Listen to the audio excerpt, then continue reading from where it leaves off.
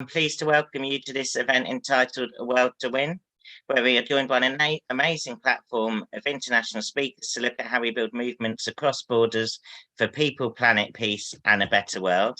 As I said, this is part of Arise, an online festival of left ideas, and kindly today's event is supported by the Peace and Justice Project. I'm Matt Wilgress, National Organiser for Arise. As many of you will know, Arise is a celebration of our socialist values of peace, internationalism, solidarity and unity, and we're delighted to have so many of you of this discussion as part of that today. As our speakers will go on to discuss in depth, we are going through a number of major and simultaneous crises, both here and internationally, from the climate catastrophe that puts the very future of humanity at risk, to the wars and conflicts that scar so much of the world, to the deep refugee crisis, and of course, in many countries, a cost of living emergency that reflects how broken the capitalist economic system we live under is. In response, we need to put forward ways to transform our world and put people and planet first. And as part of this, we need to build movements for justice around the world and across borders. Part of this, of course, must be progressive international cooperation on the left. And that's why we're so delighted to have this global platform today and be building links with and between socialist and other progressive movements in Latin America, Africa, Europe, the US and beyond. And part of this must be standing with all those social movements globally that are looking to change the future of the world for the better and build a more peaceful future. So it's great to be hearing from some of these today as well. As the speaker in our last session said, the ruling class and ruling elites organise across borders, and we need to too. As the event goes on, please post your questions in the Q&A section on Zoom, and we will look to put some to our panel towards the end of the event. Also, please make sure to let us know where you're tuning in from. We love to hear about people where you're tuning in from in Britain and around the world, and also post comments as well, and I'm sure to give some shout outs and read out as many comments as I can. Please also keep an eye out for links, including to buy a ticket for the whole festival and to donate to Arise in the chat. Without any further ado now, I'm delighted to welcome our first speaker. She's speaking on behalf of Progressive International, Aline Piva, and is from Brazil, where obviously there was a very heroic defeat of the far right recently, and is somewhere where a lot of interesting developments are going on. Aline, it's an absolute pleasure to have you joining us again today, and thank you for taking the time to be with us.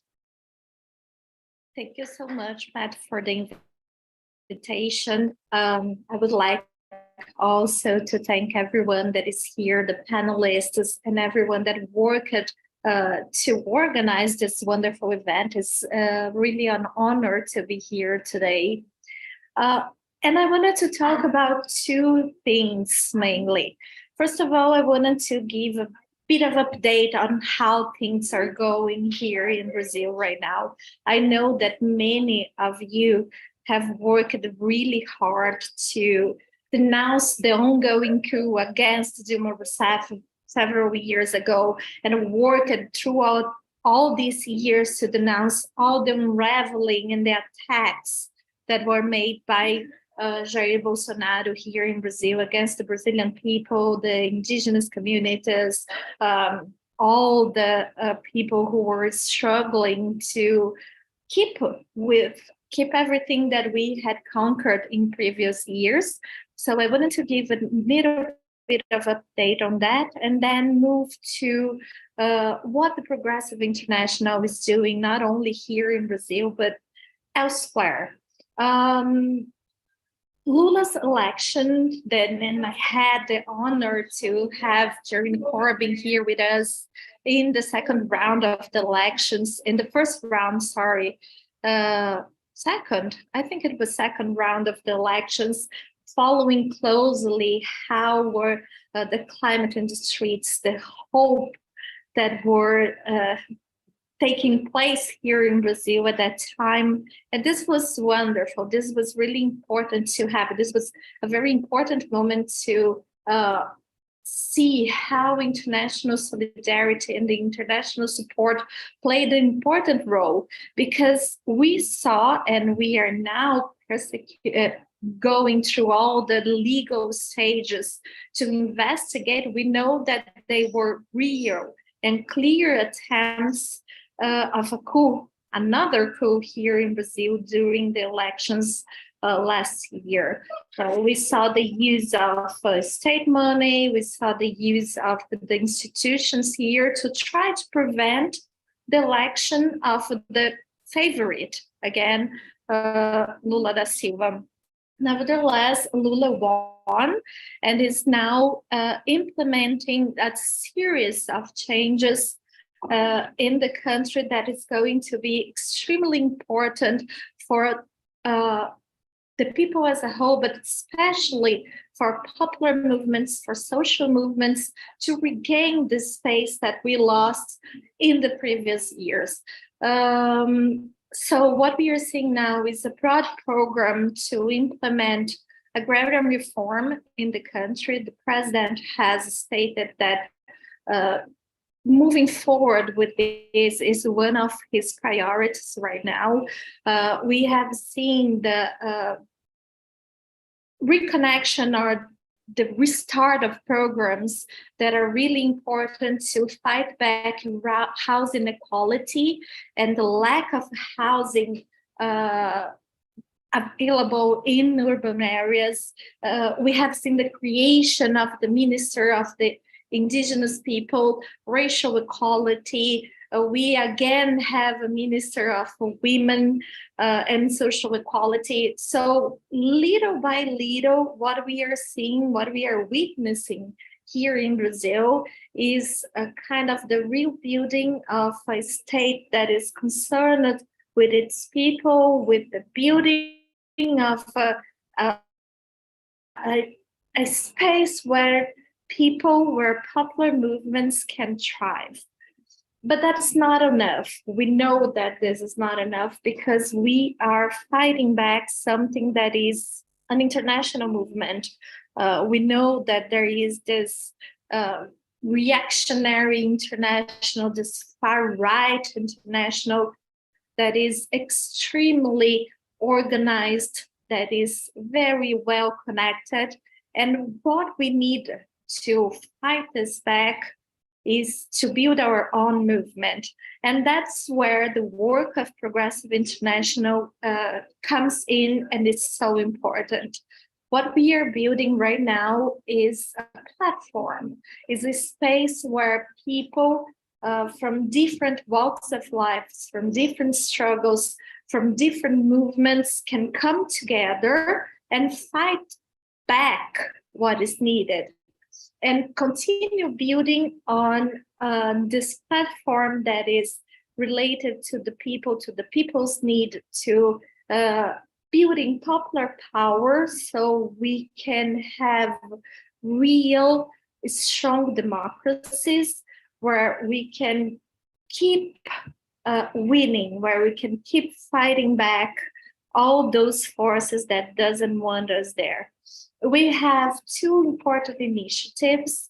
One is going to take place here in Brazil, where we are bringing together several activists, politicians from different parts of the country, so we can do something similar as we are doing here today, exchanging ideas, building on our collective power.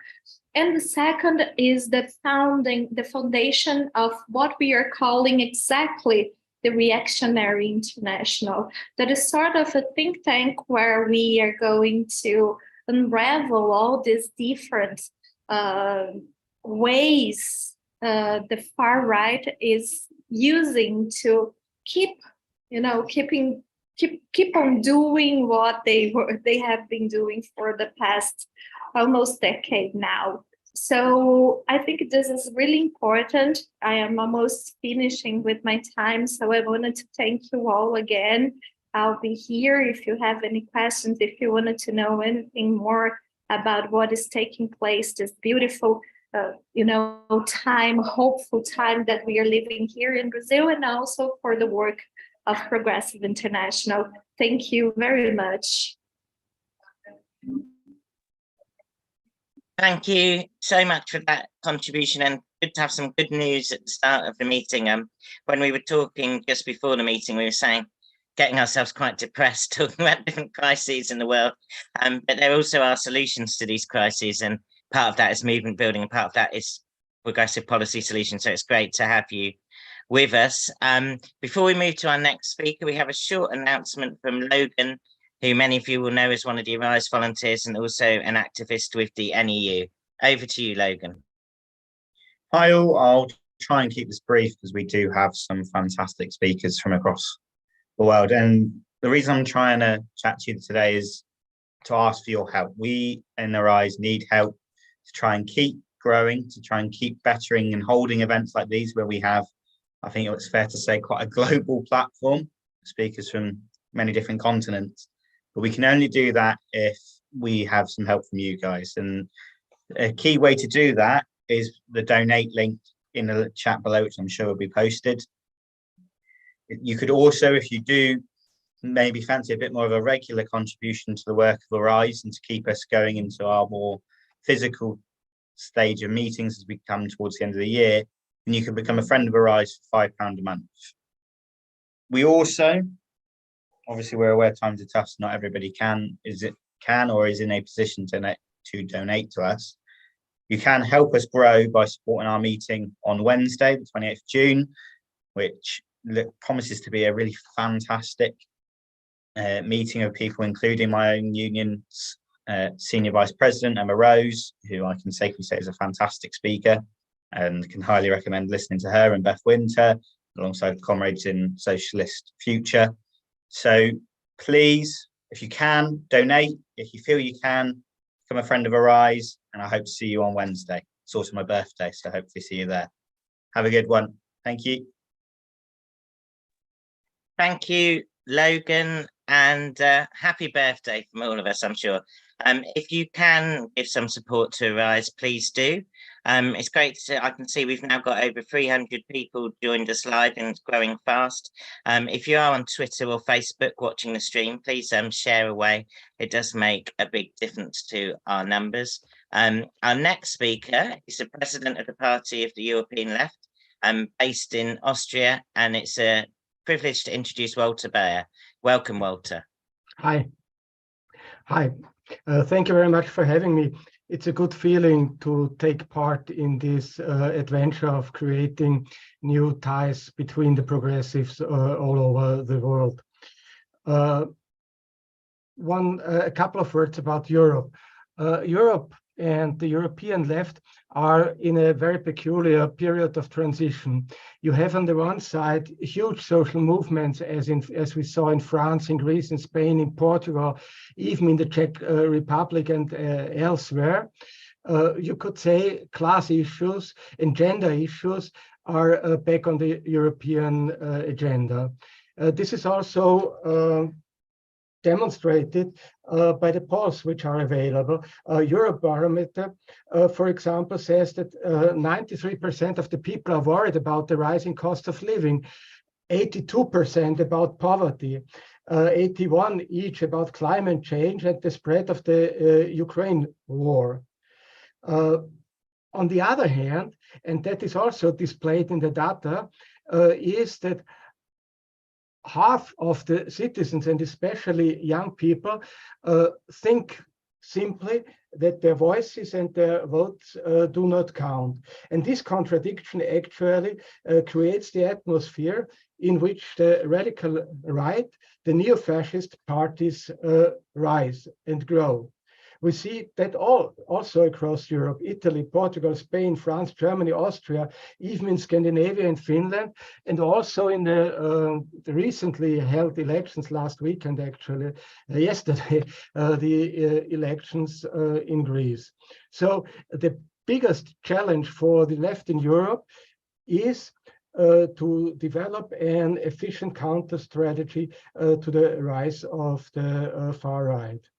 And in order to do so, I think we must acknowledge that there is a two-pronged attack on democracy and progressives in Europe. On the one side, this is the frustration of the people about the neoliberal counter-reforms, about that their voices are not heard, partially expressed through abstention at elections.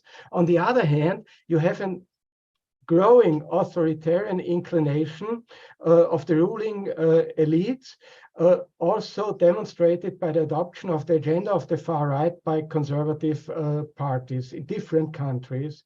That means what we actually need is a radical socialist, ecological, and feminist program for a radical left, which does not only address the rise of the far right, but also listen to the people and expresses their wishes, their griefs, their demands, and take them seriously and transform them into social movement and into a change of the political power relations. Indeed, if you look at the last years, there were no minor successes achieved in social struggles. Minimum wage directive, platform workers directive. We support all the campaigns of the ETUC for a social progress protocol and for a strengthening of the social pillar of the European Union. But what we also have to admit is that under current conditions, progress can only assert itself exceptionally and against great resistance. Why it is so? Because there still is an hegemony of neoliberalism within the ruling elites and also in the middle stratas of the societies. And the same applies for the climate crisis. Almost certain that we will miss the 1.5 degree goal. Why is it so? Because in fact, green capitalism, so often evoked, is an oxymoron, as the accumulation-driven logic of capitalism cannot, by its character, be sensitive to any limits to the exploitation of people and nature. And this is also about class and gender, as it is an established fact that 10% of the income earners in Europe are accountable for 50% of the CO2 emissions. So what we have to create is a strong alliance between the social movements, the trade unions on the one side, the political left on the other side, and the ecological and feminist movements in order to counter the crisis which we see and also the political offensive by the far right. Let me say only one word about the war in the Ukraine, which makes all our discourses about progressive reforms hypothetical. Just what happened last Saturday. A warlord, a criminal, a gangster actually, was on the verge of gaining possession of nuclear warheads. And that's the situation. And we must not allow the European people to accommodate to war and to militarism as a normality. War has triggered an immense ecological disaster. And this means, in the first place, this must stop. And there exists no other way as political and democratic means as they were put forward by Lula, the Vatican, the People's Republic of China, and the EU must act accordingly. And finally, let me say about the left in Europe. The left in Europe could establish itself as a political factor in the 90s and in the year 2000. But what is also true is that it did not manage to overcome its fragmentation. And this fragmentation is actually one of the reasons of the weaknesses. We see this fragmented left that can be explained historically, wounds of the past, real strategic differences in the concrete situations of the different countries. But in the face of the rise of the far right and the crisis which we are in, we cannot remain in our echo chambers. We are aware of our diversity, of our diversities. We respect it, but we also see that there is much more that unites us than that divides us. That's why the Party of the European Left has adopted in its General Assembly celebrated last weekend a call to all left forces and socialist and feminist forces in Europe, a call for unity in order to give strength to those forces in Europe to resist the onslaught of the far right, for a peaceful Europe, for a Europe of common security, for a feminist and a social just and a democratic Europe. I think I made it in 8 minutes. Thank you very much for your attention. Thank you, Walter. Yes, exceptional timekeeping from our Austrian comrade there. Thank you so much for being with us, and we look forward to hearing more from you in the discussion. I've just been sent a list of places where people are tuning in from here in Britain. It's a bit long, but I will give a few shout outs. Welcome to people from Sutton, Leeds, London, Manchester, Bradford, Wales, Stroud, Stockport, Wrexham, Edinburgh, Belfast, Woking, Paisley, Winchester, Southampton, Liverpool, and many more places. I can see our numbers are still growing, so please do share those streams and hit the retweet button as well. And also, someone is asking in the Q&A about Wednesday's closing rally with the striking workers, supporting the striking workers joint with Socialist Future and Young Labour. That starts at 6:30, and a link will be posted in the chat that you can register at. Our next speaker is Jawad Moustakbal, who is joining us from Morocco, where the annual meeting of the IMF and World Bank is taking place soon, and is also from the Committee for the Abolition of Illegitimate Debt, which is something I'd very much recommend you check out, and also a member of ATTAC. Over to you, Jawad, and thank you very much for being with us today. Thank you, Matt. Can you hear me? All good. Perfect. So thank you, Matt. I'm so glad to be here in this panel. I think this kind of meeting is very important, where activists from Global South and meet with the comrades from the North to learn from each other, to share our people's struggle, to support each other, but also to dream together, because I think this is also, we need like dreams and utopia for the moment, with, as we said before starting, that it's really difficult to find. So it's really important. And also, as Thomas Sankara said, that we don't have to leave to our enemy the monopoly of creativity and imagination. So it's really important. And thank you for having this panel. So so my talk will be about the debt and neocolonialism. I propose to start with colonialism and debt, because I think many of our suffering today and the issues that we are living today, actually they have their roots in colonialism, and started actually by the colonial area. So this, like, for me, it's really important to start with this era. So debt was in many of our countries the main reason and the main pretext to colonize our countries. So if you take countries like Tunisia or Egypt and Morocco, of course, and I will talk about our case in Morocco, the debt was really the direct pretext to colonize our country. For example, and I think it's the case for many countries in the Global South. So for the case of Morocco, the official date for the colonization, which is called the Protectorate, the French colonization in Morocco, started in 1912.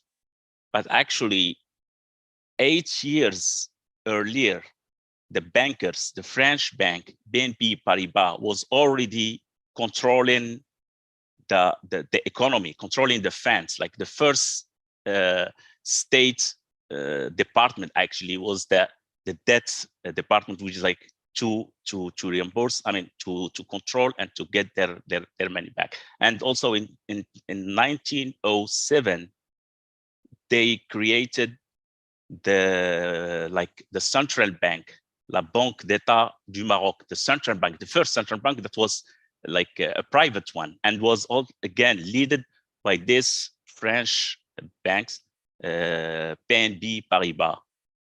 So just to show how this, the debt was really at the origin of the colonization, and the whole economy actually that was imposed, that the capitalist economy, extractive one that was imposed to our people, actually debt was used as also as a moral pretest to colonize and intervene military and conquest our country military. And it's like, they were like just telling like, look guys, we gave you money, you are not able to pay us back. So then we have the right to conquest your countries and to get back our money. And of course, this money was not to help us at all. This is what I've tried to show, okay?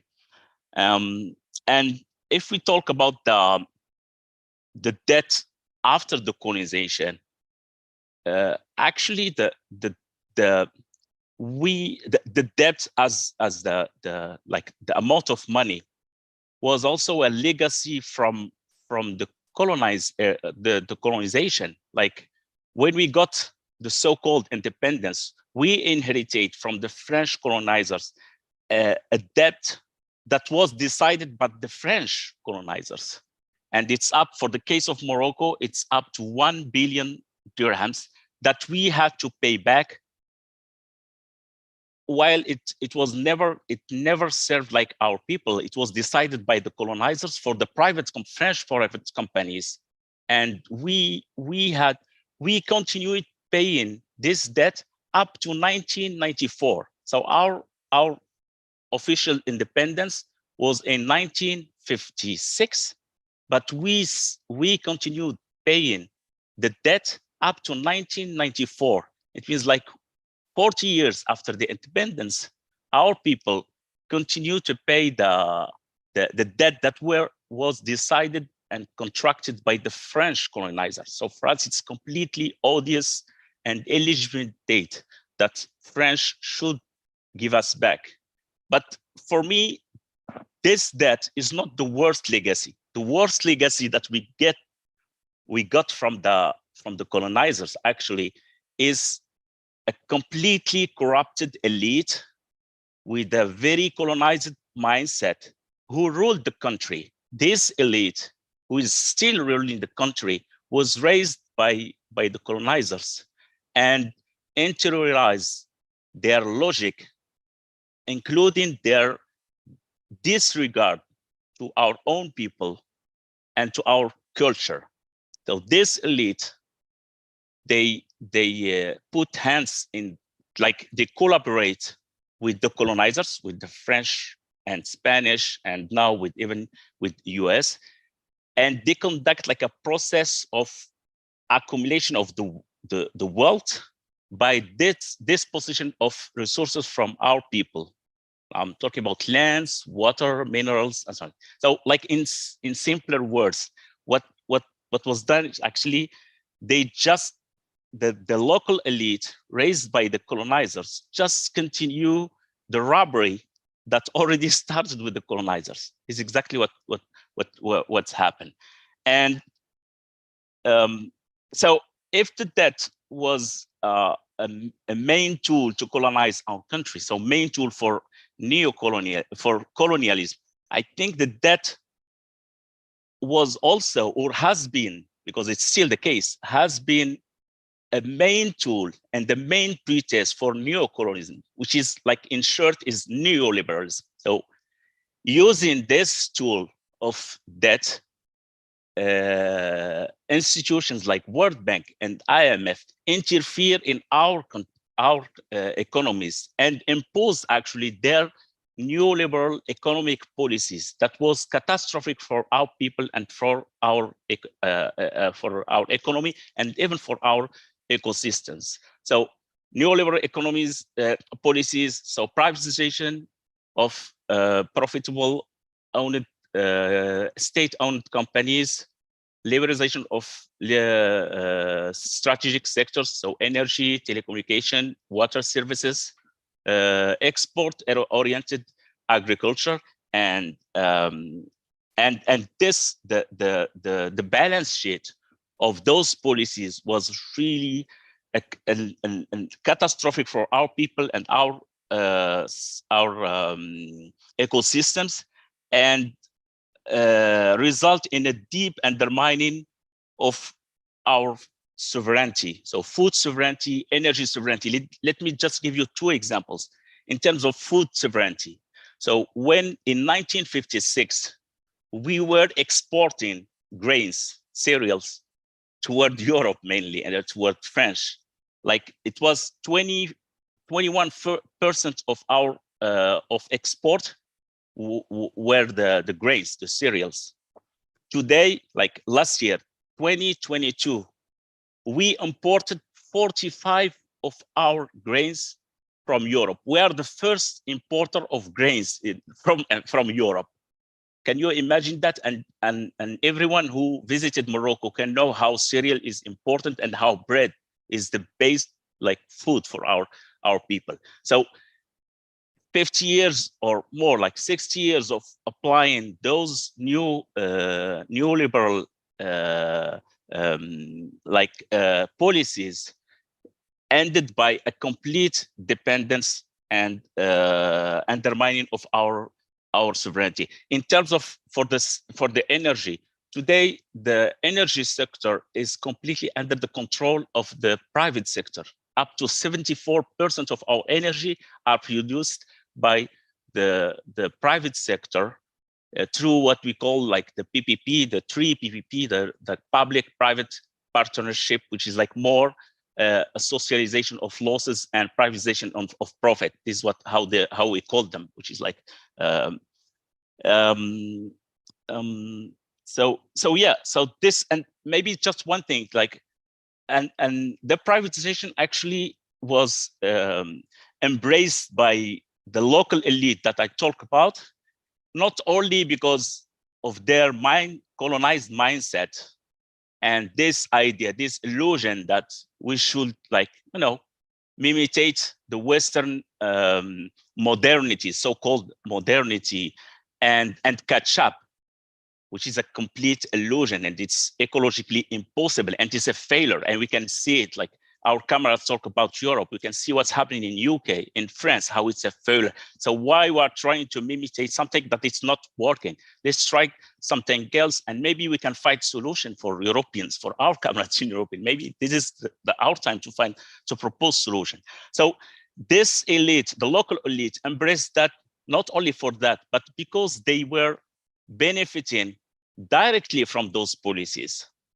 So if you see like the privatization, the French companies benefited from that, but also the local elite, mainly the royal family and the wealthy families in Morocco, benefit from those privatizations. For energy sector, for example, and including the renewable energy. So if you take like the renewable energy, the wind energy is completely under the control of a company owned by the royal, with a joint venture with Engie, the French company.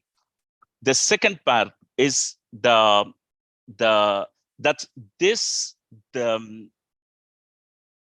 implementation of those policies was not possible without an authoritarian regime. Thanks to this authoritarian regime, those policies was imposed and implemented without any discussion. Or what I talked about, like all those, the privatization, the export-oriented agriculture were never discussed in any form of democratic process. They were imposed, and for multinational, it's kind of a heaven for them. So there's no regulation, like no control, and no, they are not respecting any form of environmental or social regulation or rights. And in the same way, those policies and economic policies reinforce also the authoritarian regime. And today, there is an escalation of repression in our country and the whole region, actually. Like in Egypt, we have much more political prisoners today than in the Mubarak era, which is insane. In my country, today we have up to 170 political prisoners in the prisons, and including a leader of the movement, uprising movement, for example, the movement of the Rif, the Hirak in the north of Morocco. They were charged up to 20 years. because and for a completely peacefully protest. They were asking for road, university, and hospital. So can you imagine that? People are charged 20 years prisons just because they were asking for university, road, and hospital, and they still in jail. We have also people, activists in social media, like Saida Al-Alami, who she is now in the prison, charged with 5 years. Then we have also journalists, and including my comrade, Omar, close friend, Omar Radi, who is investigative journalist, and he was charged up to 6 years just because he was doing his work and try to show how people taking benefit of their position close to the power, which is like the palace, to make wealth, to be wealthy. And he is at prison because of that. I think that maybe I'm extending the time, so I will just stop here, and maybe we can get back during the question. And thank you. Thank you, Jawad. That was really fascinating. And I think this World Bank IMF summit taking place in Morocco is something that we need to have much more on our agenda here on the left in Britain, but also internationally. And also the issue of debt and colonialism is something that, if people are interested in, there's another video as well on the Arise YouTube. You can see our session on the new colonialism, which also goes into some of these important issues he's raising, and hopefully we can return to in the discussion. Our next speaker is someone who people may have seen speak at other Arise and Labour Friends of Progressive Latin America events as well. She's a Peruvian democracy campaigner, and also from the Centre for Economic and Policy Research, CEPR, which is something I'd really recommend you follow regularly for news and updates. A really brilliant organisation that we've worked with for a long time. So over to you, Francesca Emanuele. Thank you. Thank you so much for inviting me, and I'm deeply honored to be here with these amazing panelists and colleagues who tirelessly fight from their own trenches for a better world. So yesterday, a Peruvian leftist leader, a former guerrilla fighter, a former congressman, passed away at the age of 88. His name was Hugo Blanco, and some of you may have heard of him. His struggle against exploitation has been an example for numerous social organizations worldwide. His work in the 60s, organizing campesino and indigenous unions to seize land from feudal-style hacienda owners in the Peruvian Andes, is especially noteworthy.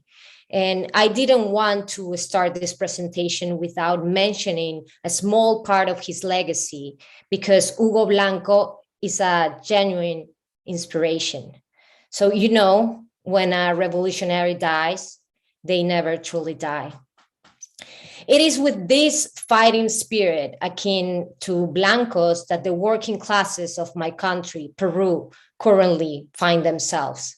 Since the end of Fujimori's neoliberal dictatorship in the early 2000s, an inhumane inequality has deepened in Peru, solidifying a de facto apartheid against indigenous and rural communities. Mafias have captured the institutions of my country, and consequently, we have suffered devastating political instability.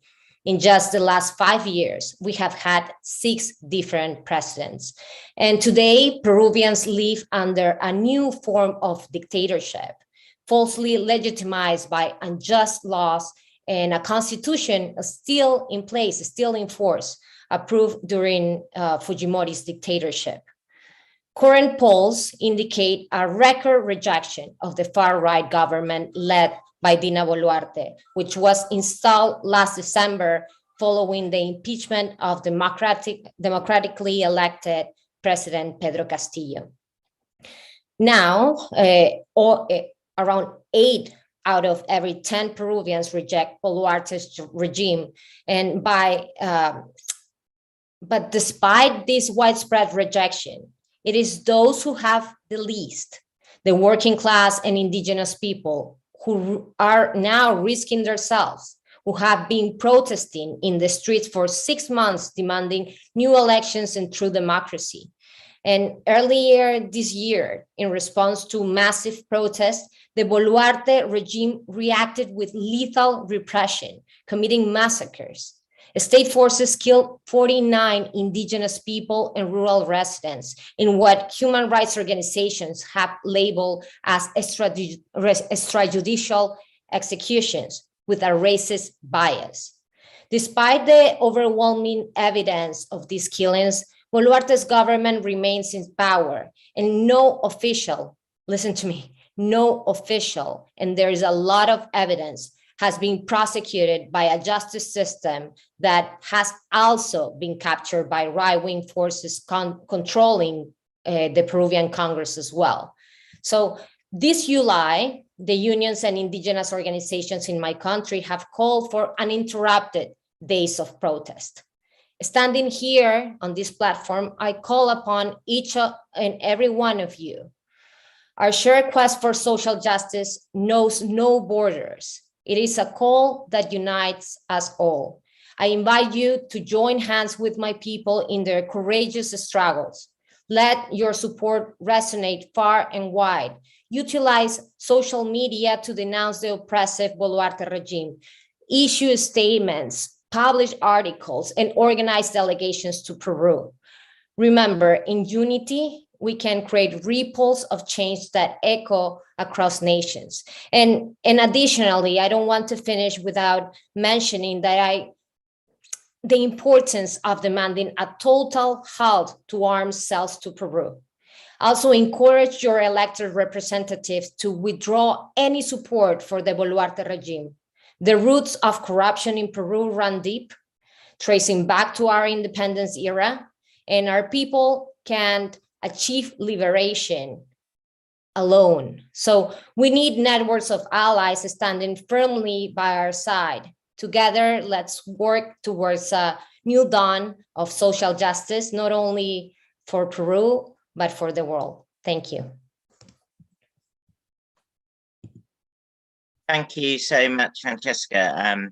And our solidarity to the people of Peru, whose resistance now has been going on for so long. And remains at such a high level. It's remarkable, and our solidarity from Britain, but also I'm sure from people internationally on this call too. And also rest in peace Hugo Blanco, who is someone who I remember reading books about and by him when I was first getting involved in the 90s, and someone who's an international militant that many of us have respected for a long time. And sad news there. The struggle must continue. Also, thank you everyone for your questions that are coming in. Please keep them coming. We've got 2 more speakers and then some questions, so there's still plenty of time to put them in. And also, if you're joining us now, I see our numbers are creeping up. Please do also tell us where you're tuning in from. Also, thank you to those who have donated to the cost of hosting today's call. I know it can feel sometimes like we go on about it a lot, but the size of our festival this year and stuff does actually cost thousands of pounds, even though we are a volunteer-only organisation. So every little donation does make a difference. I mentioned in my introduction that the big bosses and their companies organise internationally, and we have to too. So it's great for to have a next speaker from the trade union movement and perspective of a global trade union body. So it's a pleasure to introduce another great friend of Arise Festival, which is Gabriel Rodríguez, who's the Civil Aviation Secretary of the International Transport Workers Federation. Over to you, comrade.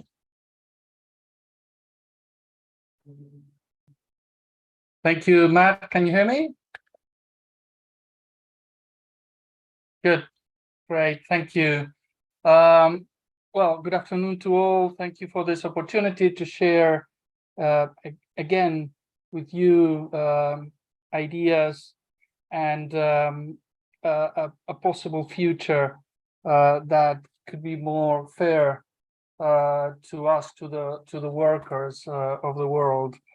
I work for the ITF, the International Transport Workers Federation, and as Matt said, I am originally from Argentina, originally an aviation worker, an aviation union leader in Argentina, and a few years ago I started helping to coordinate the work at international level of aviation unions.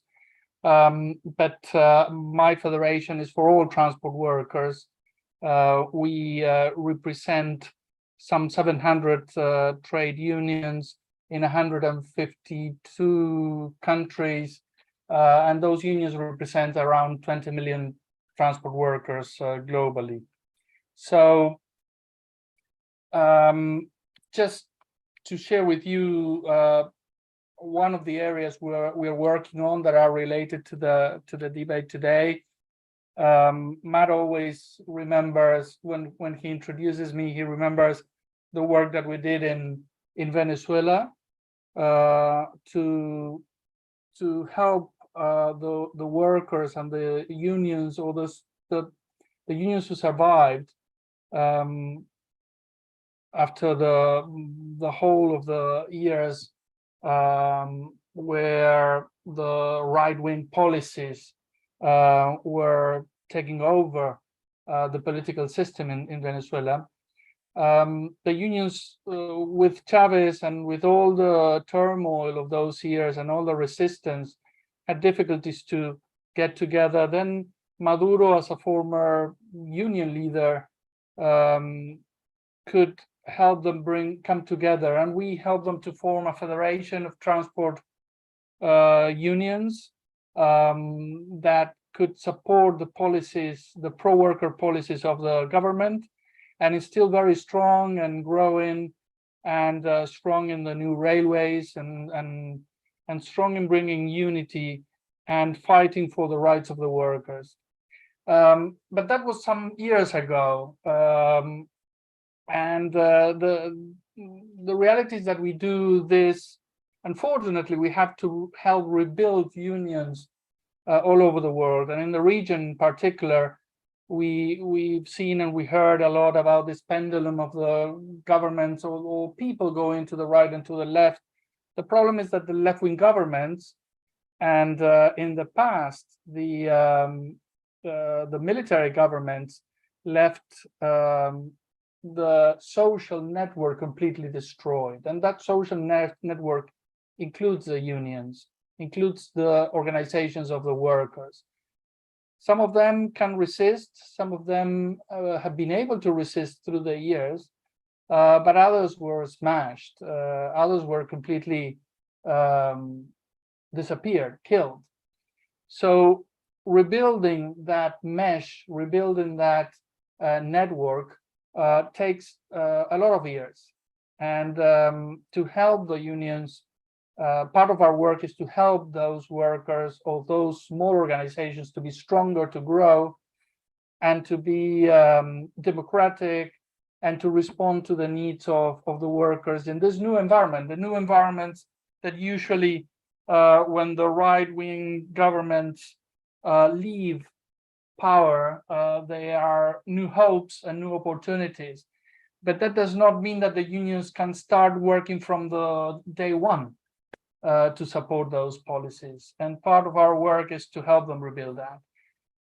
We've done it more recently in Brazil with Bolsonaro. We help them resist, and we help them rebuild themselves.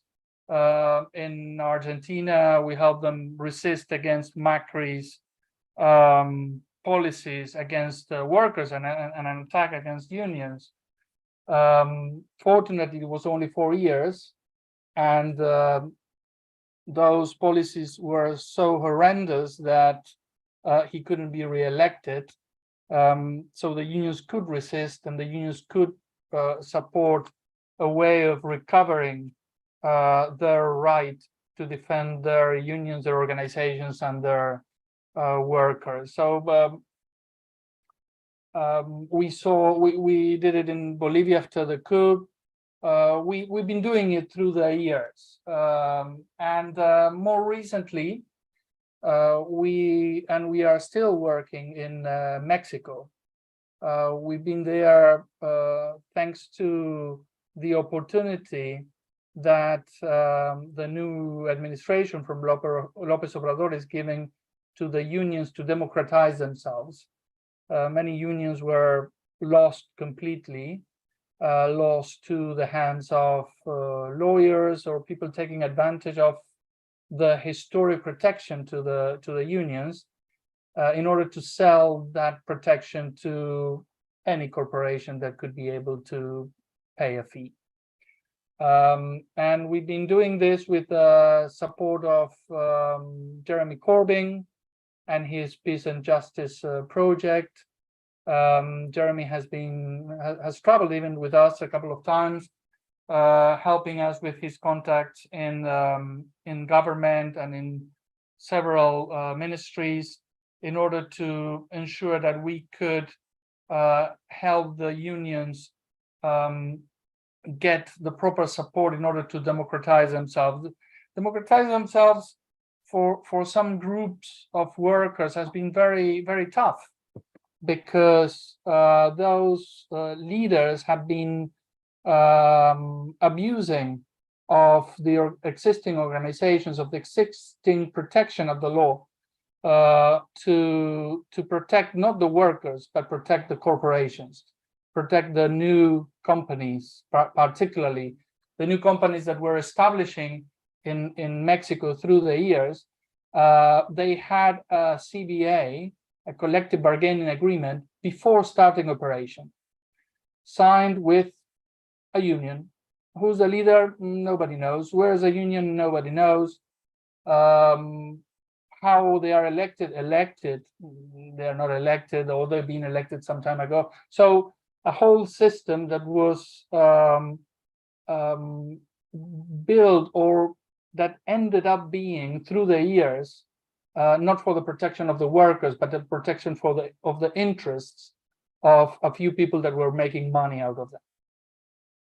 So López Obrador came with new legislation with the support of Congress that gave some time, some months, depending on several aspects, but some time for the unions to recover their connection with the workers, to recover their legitimacy. For that, they had to have assemblies, they have to have systems to vote, they need to have a way of demonstrating to the Ministry of Labor that they are truly representative of the workers that they should be representing. This is not easy. It's really tough, and it's been easier for the unions that never lost a democratic input. There are some in aviation, the pilot unions, the flight attendants unions, but in other sectors it's not being easy. But fortunately, there is a clear vision from López Obrador administration, from the government, in order to ensure that they give the proper support to the workers in order to recover their organizations. And of course, the support of people that are interested in democratizing and in supporting the democratization of unions in Mexico, like Jeremy. I see Jeremy there. Hello, Jeremy. Thanks to these efforts, these unions are recovering their strength, are recovering their representation, and recovering the true link with the workers. This is essential to recover a proper democracy. This is essential for the workers to recover their organizations and fight for their rights. It's true that they needed a government that truly reflected their core values and their interests, but the defense of the rights of the workers should be done by the workers themselves through their organizations, with the support of the government in terms of giving them space and protection in order to do their work. But in reality, it's the decision of the workers themselves through their organizations that need to confront the corporations, confront the employers, fight when necessary, and agree in the end for the benefit of the workers. So I wanted to bring this recent experience. Well, we're still working. It's not only recent. We started recently thanks to the new legislation, but it's ongoing work, and we are very hopeful that this is going to be recovering the network that is necessary for any democracy to bring workers into the day-by-day life of that democracy, to make it a real democracy like the one that we are seeing that is being recovered in Mexico thanks to López Obrador. So I don't know, Matt, very simple today. If there are questions, I will be happy to respond. Thank you, Gabriel. It's interesting to hear about the work the ITF is doing. Thank you everyone for tuning in. I see our numbers are still going up on social media and elsewhere. We've got over 400 people live with us now. We're moving on to our final speaker now, and then I think for those speakers who can stay, we'll have one big round of questions, because I can see so many of you putting in good comments in that Q&A box, so please keep on with that. Our next speaker is Jeremy Corbyn, long-time campaigner for international justice, founder of the Peace and Justice Project, MP for Islington North for the last 40 years, and someone that from the Rise Festival point of view would like to thank for all the support he's given us as we approach our 5th birthday next week. Over to you, Jeremy. Matt, thank you very much. Can you hear me okay? Great. I'm in SOAS at the moment. We've just been doing a book launch for a book about tennis and apartheid and the struggle that tennis players made in this country and were not recognized as proper tennis players by the British authorities. And it's I knew some of the people involved in that struggle many years ago, but some struggles never cease, and ours doesn't cease either. I'm really pleased we're having this call today. I'm really pleased at the global nature of it and the fact we're linking up trade union struggles with peace struggles, environmental struggles, and so much more all around the world. And that is absolutely crucial to the way that we organize ourselves and behave.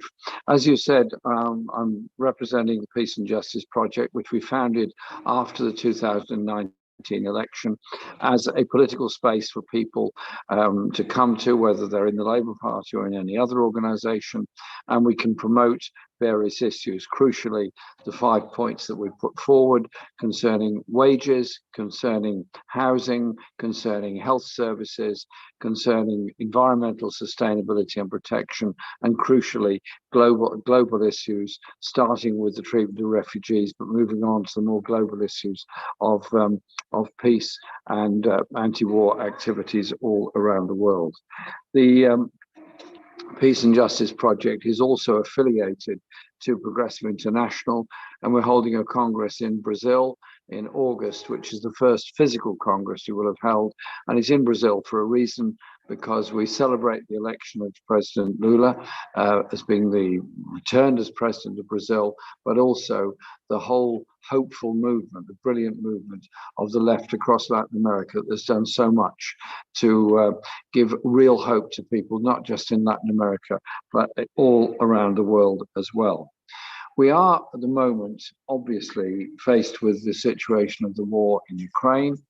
I believe that Russia was wrong to invade Ukraine, and I believe that the loss of life is appalling and unnecessary, both of Ukrainian soldiers and civilians, and Russian soldiers, and increasingly now Russian civilians as well. There has to be a way out of this war. I do not believe there's going to be a military victory for anybody in this war. The longer it goes on, the more people will be killed, the more people will be driven into exile as refugees, and the more damage that's done to food supplies around the world, and the more the world will become divided as a result of it. And so it's interesting that the UN either didn't want to or wasn't able to bring about a ceasefire, and had very little effect on preventing the war taking place. It's interesting that it's the African Union and the Latin American leaders that have been far more proactive and far more positive in trying to bring this about. I think there are two reasons for that. One is that neither continent, Latin America or Africa, is involved in the war in any way whatsoever.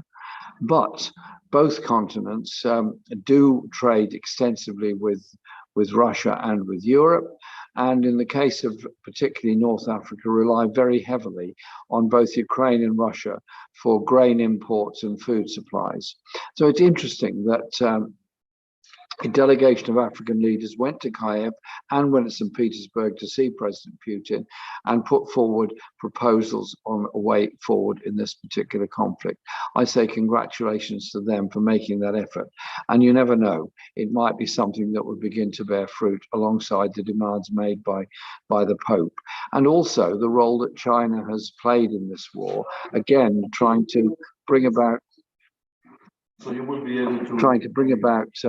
some kind of peace process there. But this, of course, underlines the differences that are now happening in the world. All of us on this call have grown up in the period of the Cold War. Then post-Cold War, the power of the United States to set the agenda, the power of the United States to go to war in Afghanistan, in Iraq and other places. And that sort of unipolar world is now under challenge from the economic power of China and the diplomatic power of the rest of the world as the process for hopefully bringing about peace in Ukraine is beginning to demonstrate. So I think it's quite important that we don't allow ourselves to be completely confused in all this by the role of the Western media, which seems to refuse to recognize that we don't need in this world leadership by one particular economic power or continent or country. What we need is a process that recognizes the issues that are facing this world and attempts to bring about some kind of peace and security. Real security isn't the ability to kill each other.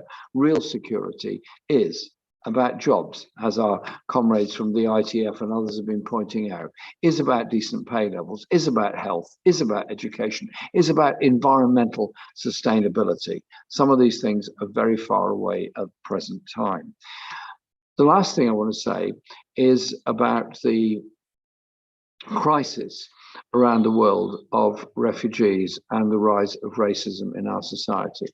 All of last week, I was in Strasbourg at the Council of Europe, where I'm one of the British parliamentary delegation to the Council of Europe, and also I'm a member of the Migration Committee, which deals with the issues of illegal pushbacks and so on. And we met in the time of this terrible loss of life off the coast of Greece, when at least 500 people appear to have perished in the ship that sank off the Greek coast while it was carrying people to Europe. All the Western governments were very quick to blame people traffickers and people smugglers and exploiters and so on. Yeah, of course they're exploiters, of course they're people traffickers, of course what they're doing was appalling and wrong, and they were only doing it to make a lot of money.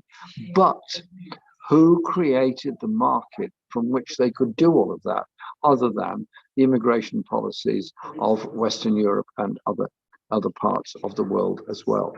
Those people died because of the racism in policy making all across Europe. And I was forced to challenge the remarks made by various very right-wing members in the debating chamber last week in Strasbourg, and pointed out that Europe actually has a minority of the world's refugees trying to get into Europe. There are 70 million refugees around the world. Most of them are being hosted in countries that do not have the resources or the wherewithal to give them any kind of support to look after them. Rohingya in Bangladesh being one example of this. And so we do need to have an approach to refugees, which is about recognizing them firstly as human beings trying to survive in a difficult world, and secondly, people that want to make a contribution to our world as a whole. But instead, we have the media in the USA, in Europe, and probably in other countries as well, just screaming headlines about the danger, the threat, the invasion and so on of refugees. Refugees are victims of wars, often those created by the very countries in which they're trying to gain asylum. And so the war in Afghanistan, 21 years of it, billions spent, tens of thousands of dead, and what's it left behind but the poorest, most food-starved country in the whole world as a result of all of that military expenditure. So what we do need is that call for peace and that call for hope around the world. There are many reasons to be hopeful. Those that have voted for a change in Latin America, those that have voted for a change in other parts of the world. But those changes are not achieved by politicians just being elected to office. They're changed by trade unions, they're changed by popular action, they're changed by community activities. It is about building that sense of movement about how we bring about real security in the world. The security of being able to live safely, work, healthcare for your children and yourselves, and of course, opportunities for education for all. That's what real peace and real justice around the world is about. And the last thing I conclude with is this.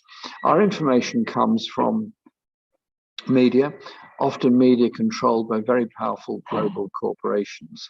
And that media has an agenda with it. And you find Facebook closing down when it's uncomfortable for certain governments around the world. You find all of the media platforms being denied to us. And then you find that real journalists who do tell the truth pay a terrible price. The numbers of journalists that are in prison around the world that have been murdered because of their work, real journalists trying to expose corruption and injustice. And then you look at the situation facing Julian Assange. Julian Assange now more than 4 years in Belmarsh prison in Britain, maximum security prison with truly horrible conditions in it, and threatened with removal to the United States, where he will be in prison for over 140 years. A death sentence against somebody whose only crime has been to expose to the world the truth about the wars in Afghanistan and Iraq, the truth about the undermining of democratic governments around the world, and the truth about the power of global corporations to destroy our environment. Together, we are very, very strong. Let's not allow ourselves to be minimized, marginalized, or defeated by the siren calls for those that only believe in economic injustice, inequality, and don't care about the environment that they are destroying at the same time. That's why we have these calls. That's why we have these meetings. But above all, it's about our actions in promoting real change in this world. Matt, thank you very much. Thank you, Jeremy, and a pleasure to have you with us, and all our support and solidarity from Arise as ever. For those speakers that can stay on the call, we're now going to have some questions. What I'm going to do is take people in the same order that you originally spoke, and I'm going to ask a number of questions now that have come in, and if each speaker just picks one or two that they feel interested in to answer, and also sums up for, say, about 30 seconds to a minute each, and that's how we'll do it, because I am keen to have some audience participation. So first of all, I've got two questions from Facebook. One says, in the UK and elsewhere, it feels like there's mounting pressure to pick a side in a dangerous new Cold War between the US and China. What can we do to push a different view of foreign policy in the mainstream? A second one from Facebook. For many people, it can be hard to see, and I think this relates maybe to some of what Jawad was talking about. For many people, it can be hard to see how protests on the streets can intervene into the international forums where elite decision-making happens.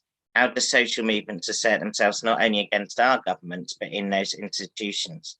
And then over to Zoom, a question from Ian, which I think is specific for Francesca, which says there were reports around the turn of the year that the regime in Peru had effectively lost control of state power in much of the Andes. Does Francesca think that's an accurate description?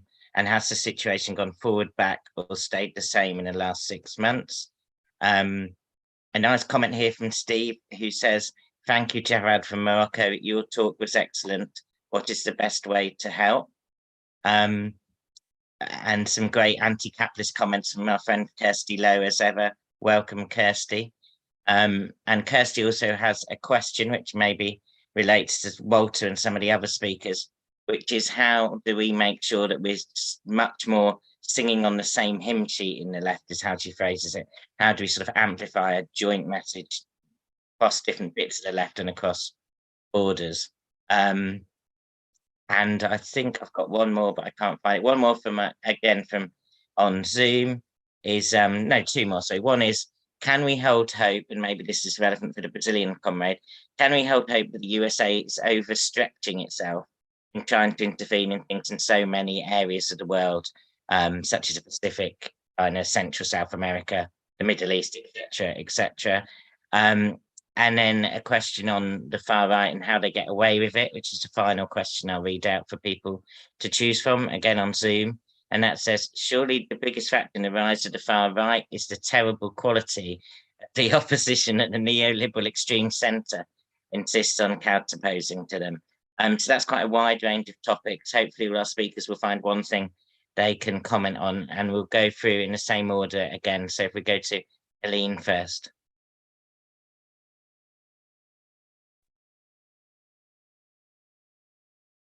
Thank you so much, Matt.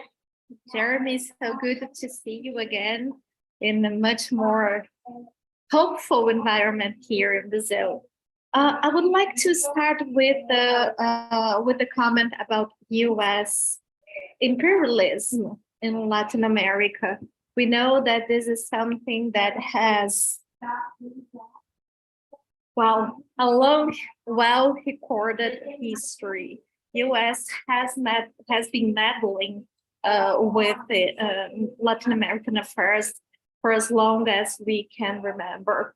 But there is one thing that is happening right now that is really important, is that we are once again trying to build consultation spaces, relationship with our neighbors that enable us to have independent forums of organization.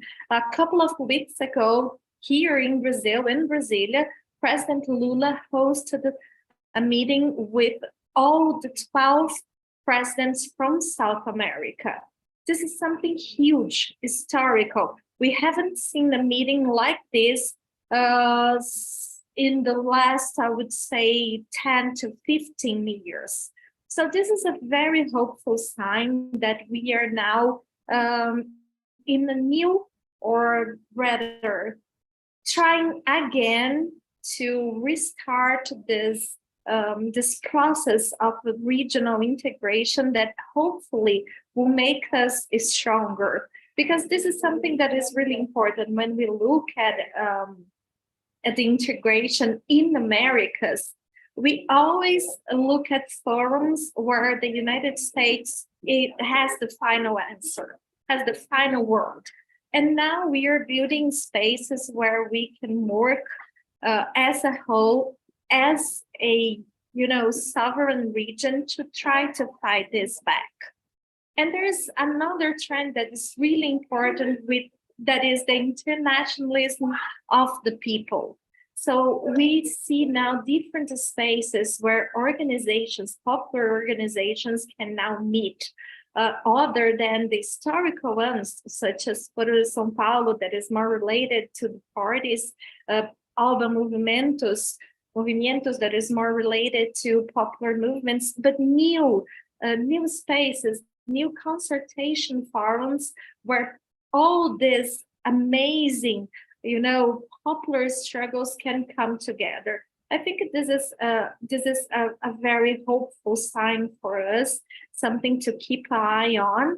But also we have to remind that U.S. imperialism will only be defeated when we go beyond our borders, when we move beyond this and we struggle against imperialism as one, as one of our main and most important enemies, our most important struggle right now, because it is exactly this imperialism that gives space to all these other very concerning trends that we see right now. As for the far right, I think this is this is something that we are seeing really in firsthand here in Brazil. Although it is really important for us to regain the power through popular vote, to democratic means, to elections, this is not enough to really overcome the trend of the far right. This is something that runs deeper in our societies, and we see that they, even when they are not in, let's say, institutional power in the government, they are still powerful enough to move all those different pieces that might lead to destabilization, coup d'etats, and so on. So I think having that in mind, and having in mind that, yes, we have to create new forms of opposition, new forms to fight it back, it's something that is going to be paramount for us to really create a fair, equal, just, democratic society. Thank you so much. Thank you. A very comprehensive answer in just 2 minutes. Really brilliant. Thank you, Aline. Our next we go back to Walter.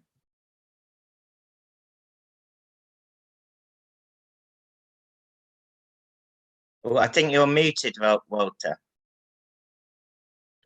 Sorry.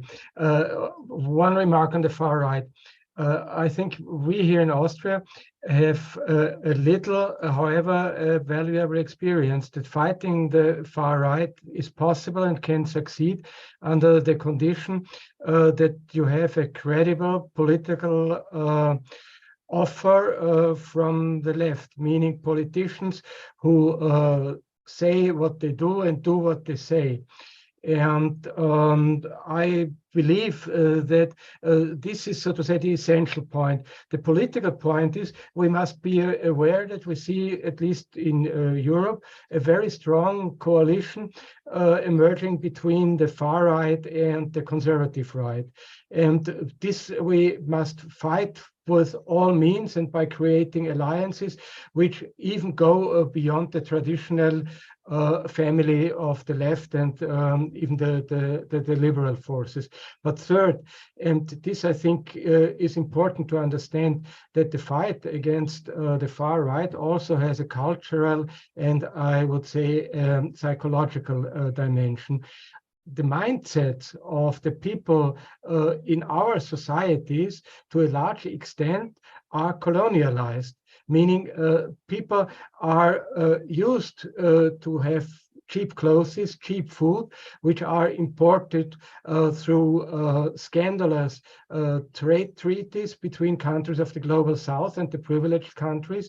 And we must change this. We must explain to people that Europe has to redefine its role in the world, and partially, this also pops up in the issue of migration, because people feel in Europe that something is on the way to change, and that will affect our societies. And I believe our societies must embrace these changes. They must understand not only that they are necessary, but that would be a fairer world, it would be a more just world, and it would be also a more democratic and a more social world.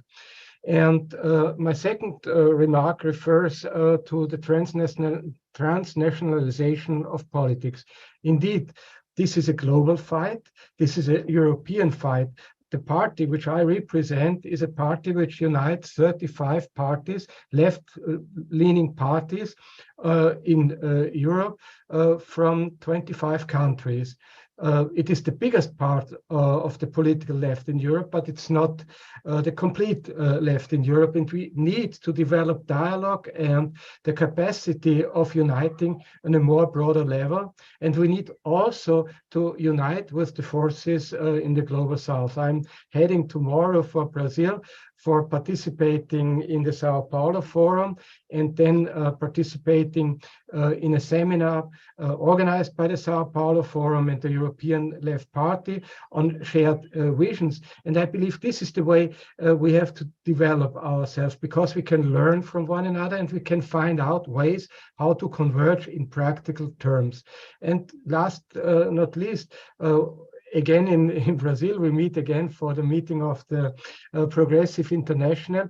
And I think these are signs of hope. They must be strengthened. They must be more systematically developed also to the field of media cooperation and intellectual cooperation, because the fight in Europe and worldwide is far from being lost. It much depends on our capacity to develop unity and to develop solidarity between the diverse forces which are represented in the social movements and in the political left. Thank you, Walton. It's been great to make that connection with you from Arise, and we hope to stay in touch and do more together. Straight on to Jawad now in Morocco. Thank you, Matt.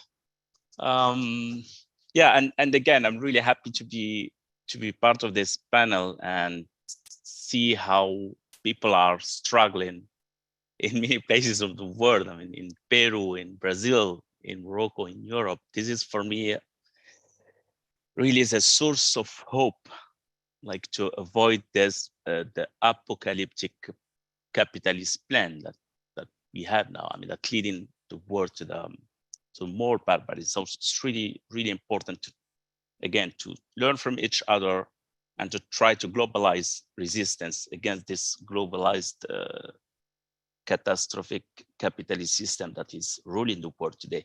Okay, so I will start with the question: what is the best way for European comrades, I'd like to help, or European people to help the struggles that we have, our people are leading in our countries? I would say just push or make pressure on your government to not to interfere in our countries. I think this for me is the only demand that I can make. Each time the Europeans or Western countries interfere in our countries is a mess, and we have seen it in Afghanistan, and Jeremy talked about how was bad in Afghanistan, in Iraq, in many countries, and how when Julian Assange tried like just to show how bad it was, now he is persecuted, exactly like my comrades, Omar Radi, who is now in the jail because he tried to do his work as a journalist and show how the local elite taking benefit of their power to get wealthy and to amass. So this is for the first question. So I would say, like, just make pressure on your governments to stop interfering in our country and stop this myth that they will free and find solution for the world. No, I mean, we are not relying on Europeans to solve our problems. Our people are able to solve their own problems. We are relying more to the most oppressed people who are able to free themselves and free us all. So this is our really deep conviction. For the second question, I'm not sure that I understood, Matt. So it was like, why, if the protests that are going on are against the institutions or against the regime, the local elite? Is that the question? I think the question was more the international institutions, I guess, such as the World Bank or the UN, seem so remote that how can you get people to motivate to take protests into bodies of that seem so far away from them, I suppose. Okay, but let's say that, like, a concrete, and maybe it's also linked to this question, but a concrete way to support us is to participate to our coming counter summit in Marrakesh in next October. So next October, from the 9th to the 5th to the 16th of October, World Bank and IMF decided to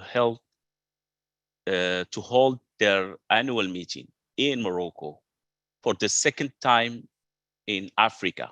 So the first time was in Kenya 50 years ago, and now they decided to do it in Morocco. So social movement, grassroots movements in Morocco and in MENA region, in Africa, we are already organizing to make it known that those two institutions were responsible for the destruction of many ecosystems by promoting extractivist policies in our countries. They are responsible for the suffering and the dying of our people. So they are not welcome. We don't want them to come. So we want to make it known. And this is why we are organizing a counter summit in Marrakesh from the 12th to the 15th. And here I'm like making an official invitation to Jeremy, but to all you guys, like to come, because it's very important. The participant of comrades from other countries will be a huge support for us to make it happen, because we are also suffering from a lot of repression and harassment. So we are really right. So when I met in Marrakesh, sorry, Jeremy, you want to say something? Yes, could you repeat those dates again? From the 12th to the 15th. Of which month? October, sorry. October, sorry, okay. Thank you.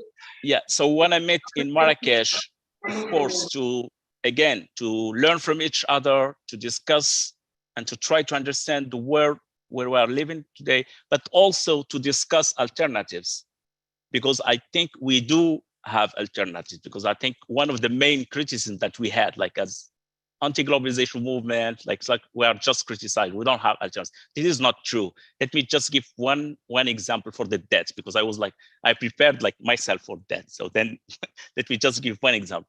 In our network, the CADTM, for the abolition of the debt, what we are asking for is actually a repudiation of the debt, which means like a sovereign decision from the global South countries to repudiate, to cancel this debt, because it's illegitimate. I showed how, like the original sin actually in my country, it was the colonial debt that we are paying, and most of the debt never served our people. So we asked for this, the repudiation, and the tool for that we are proposing is a citizen audit of the debt.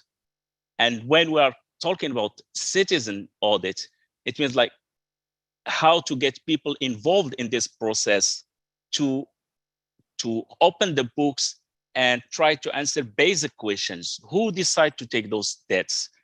Who spent them? Which interests? Who took benefit of those debt? And in most of the time, and we were involved in Greece and in Ecuador and in many countries, and we showed how those debts actually are illegitimate and should be cancelled and should be repudiated. But the involvement of people, and this is why we are talking about citizen audit, it's very important, because again, we are relying more on the people on below and the struggles of the people, rather than any begging people from the north to cancel this debt. This is not, for us, this debt is illegitimate. We should stop it, because if we stop paying the debt, as Sankara said, if we stop paying the debt, the lenders will not die. But if we continue to pay this debt, we will die. And our people are bleeding to death because we are paying. Because most of the time you will find that this debt is absorbing, in my country, for example, more than the third of the budget. And I will stop here. Thank you.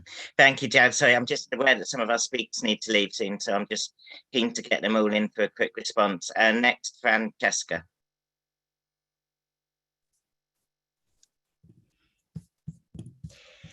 Yeah, so I want to mention, thank you for the question. For a brief period of time, it was true that the Boluarte regime in Peru lost control over the population of Juliaca in Puno, which is located in the Peruvian Andes. In this region, for you to know, the government committed a massacre, killing 18 people in a single day in this January. Unfortunately, the resistance and fight against the government in Juliaca, where the massacre took place, was met with severe repression, brutal repression. The government deployed the military and imposed continuous state of emergency for 6 months, the population of this region has been under a state of emergency with all their rights suspended. But what brings some hope right now is that both the government and Congress are deeply despised by the people in Peru. People even from like middle class, not only working class people and indigenous people. 80% of the population rejects the government and 90% of the population rejects the Congress of Peru. So wherever these officials go, the president, congressmen, they are met with protests and active rejection. This widespread discontent forces them to limit their public appearances and confines themselves to the capital city. I don't know who can continue running a country in this situation. So the struggle for democracy in Peru remains ongoing. And despite the current uncertainty about the future, the widespread rejection of the far-right authorities by millions of people is not going anywhere. Thank you, Francesca, and thank you for joining us so often this year to update us on what's happening in Peru. We really appreciate the work you're doing. Gabriel?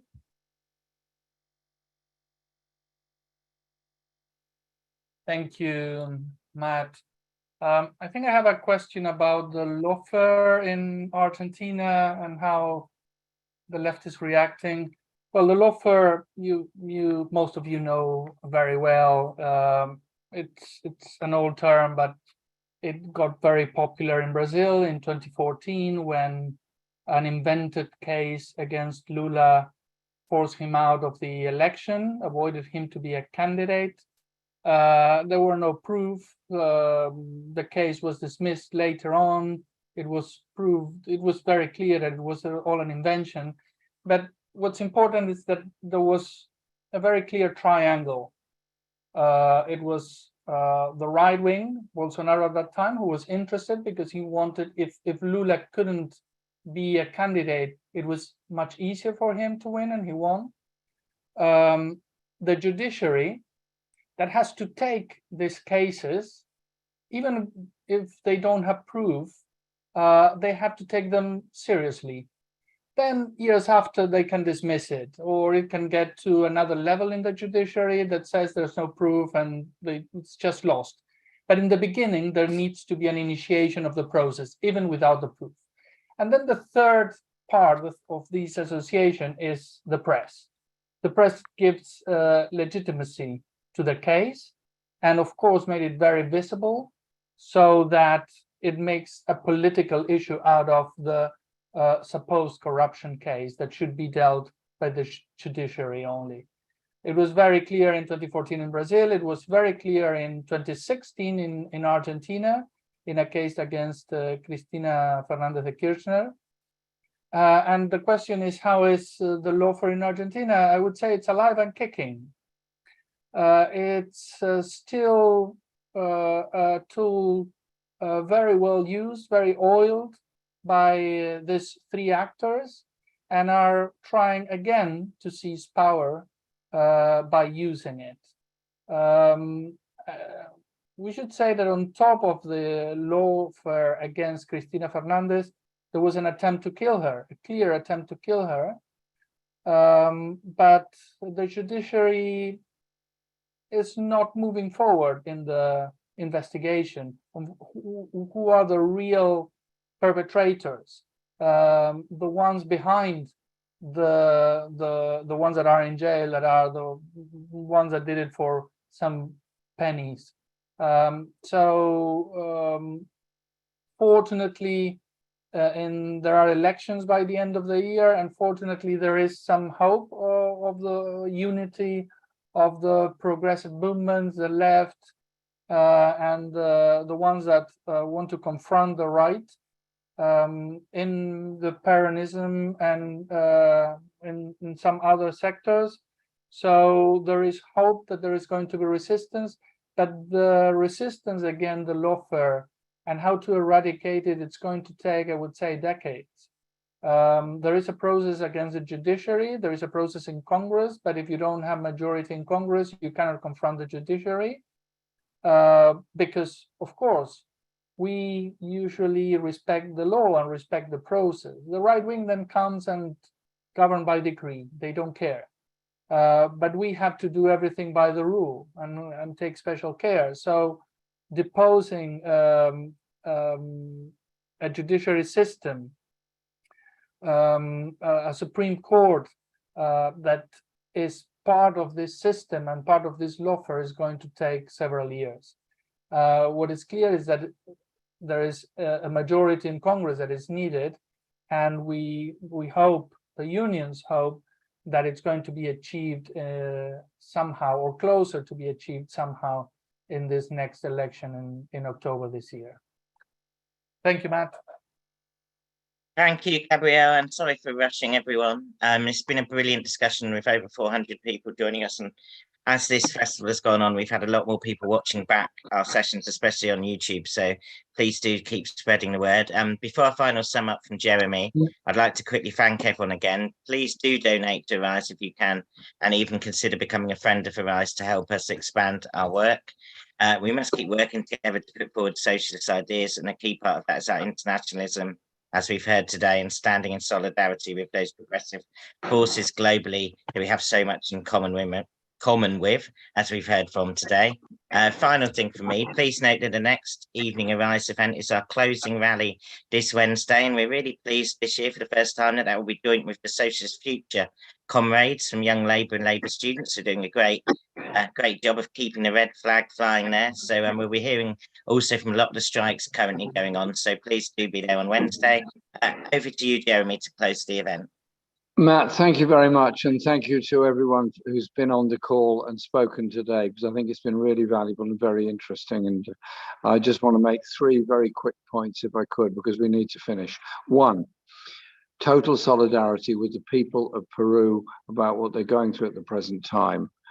Their president should not be in prison. The elections should be restored, and elected government should be in place in Peru. And well done, all the other Latin American governments that have spoken out in solidarity with the people of Peru, because the movement that elected President Lula, that elected the new president in Colombia, and has done so much across Latin America, has got to continue and grow further and further to end injustice, poverty, and inequality all across the continent, because that fundamentally is what it is all about. Second point, I absolutely agree with the points just made by Walter Baier about the rise of the far right, not just in Europe, but also across the world. There is a significant far right in Brazil, there's significant far right in many countries in the world.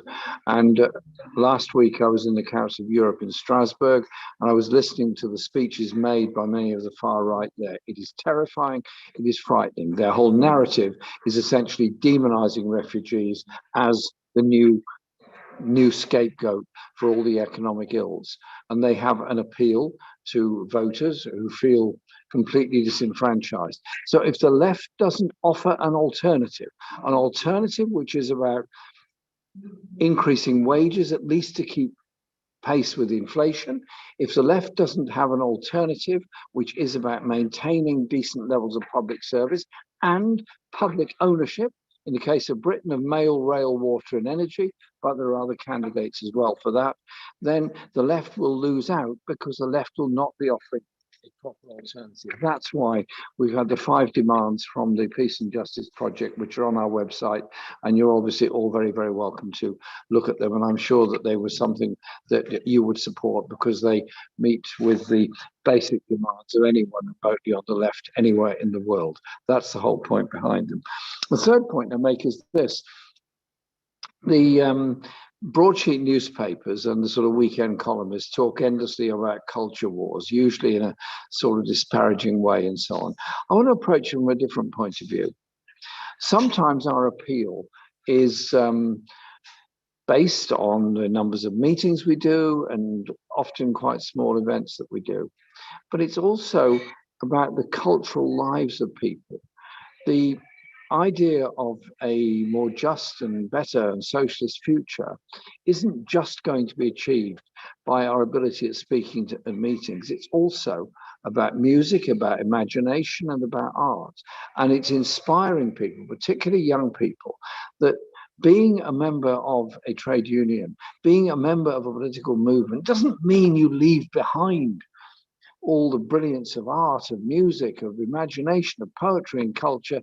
It is about doing many other things as well. And so I just think we should always think in terms of the cultural values of what we're saying and what we're doing, and the understanding of the history of struggle that has brought about fundamental changes. As I said earlier, I've just been speaking at a meeting, launching a book about one aspect of the struggle against apartheid. There are many other such events going on around the world, but the fundamental understanding of history is what's so absolutely crucial to everything that we do. These calls, these global calls that we're making, are key to our understanding the struggles that are going on in each other's countries, but recognizing if you're an Uber delivery rider in London, in Bogota, in Buenos Aires, in New Delhi, or in Sydney, Australia, or in New York, you're basically working for yet another platform company that doesn't care about you, doesn't give you any rights, doesn't give you any protection, doesn't give you any safety, and you are a victim of a form of global capitalism that will exploit you to the ends of the earth. The only antidote to that is international trade unionism.